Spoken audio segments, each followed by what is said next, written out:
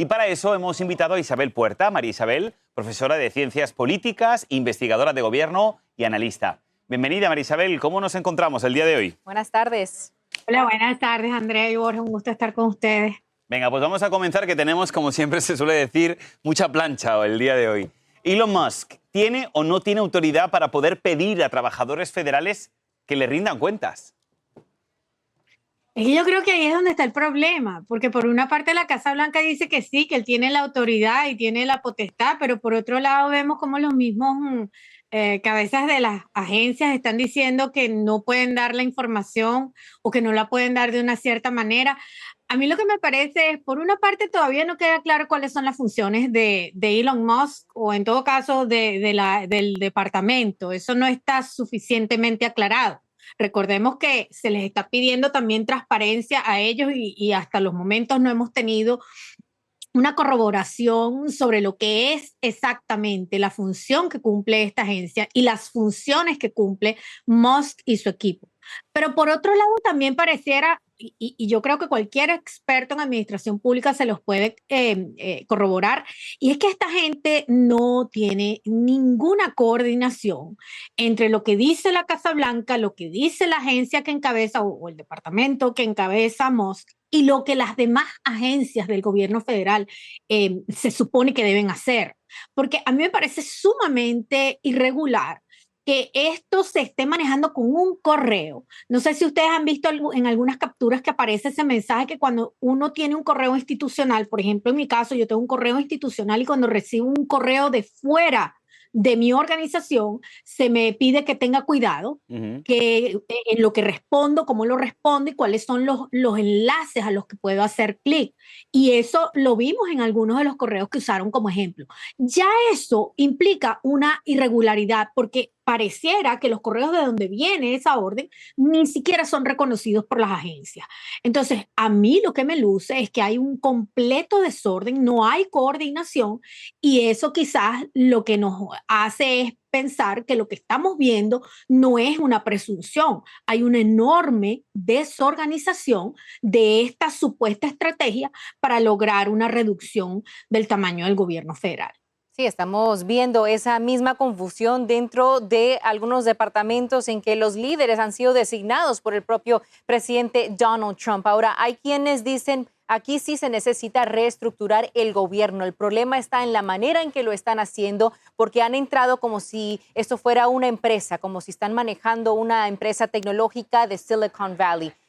¿Cómo respondes a esas afirmaciones, a quienes tienen esa opinión? Mire, yo fui profesora de administración pública por más de 20 años y recuerdo que para muchos de los que trabajamos con el área fue una enorme enseñanza, no solamente hablar de la práctica de la administración pública utilizando estrategias del sector privado. Eso aquí se habló durante Clinton y mucho antes como una de las bondades de la reforma de la administración pública. Esto no es nuevo. Lo que está haciendo Musk o la aparente intención de Musk no es nuevo. Es solo que ya fue superado, ya se probó en Estados Unidos y no tuvo los resultados que se esperaban. Esa llamada, no la privatización de la administración pública, sino la adopción de prácticas propias del sector privado. El problema no es que se desconozca o que se rechace la necesidad de reducir el tamaño de la administración pública o del gobierno federal para hacerlo más eficiente. El problema no es solamente que se están llevando por delante parámetros, prácticas, regulaciones y hasta yendo en contra de la Constitución, sino que se está haciendo de una manera muy desorganizada. Pareciera que están improvisando y a mí eso me luce que es también un problema de falta de coordinación porque se supone que el proyecto 2025 y que la Oficina de Administración Presupuestaria tenía claro que era lo que iban a hacer desde el primer día. Pero lo que parece es que no está tan claro y que cada quien está actuando de una manera autónoma y descentralizada y eso va a traer consecuencias no solamente para la administración del gobierno federal, sino para la gente que depende de las decisiones y acciones que se toman en esas agencias. Y es que es curioso, fíjate, que hayas hablado del proyecto 2025 porque sí es cierto, era un proyecto que estaba publicado desde hace muchísimo tiempo, en la época electoral pudimos analizarlo, pero también es curioso que se estén ahora rigiendo por ese proyecto 2025 cuando durante todo el tiempo se nos había dicho por parte de las instituciones republicanas que no iban a seguir ese proyecto 2025 y que se deslindaban totalmente de la creación de ese proyecto 2025. Días después, meses después, cuando ya llevan al poder, nos damos cuenta de que todas sus decisiones están muy alineadas con ese proyecto 2025 que dijeron en pre-campaña, o en la campaña, mejor dicho, que no iban a adoptar. Ahora bien, hay, por ejemplo, algunas oficinas que han recibido este correo electrónico que estamos hablando, donde Elon Musk o el departamento que él lidera les está pidiendo a estos empleados federales que detallen cuáles han sido sus últimos 5 hechos importantes, ¿no? Cuáles han sido sus top 5 de las cosas que han hecho en estos últimos tiempos. Claro, no sé qué tipo de empleados estamos hablando, pero los que sí conocemos son, por ejemplo, la agencia del FBI. El FBI, muchos de ellos no pueden decir qué es lo que han hecho por un tema de seguridad nacional. ¿Qué crees que va a pasar en esas oficinas donde hay muchísimo temor a que se publiquen cosas que puedan salir y que puedan dañar la seguridad nacional de nuestro país?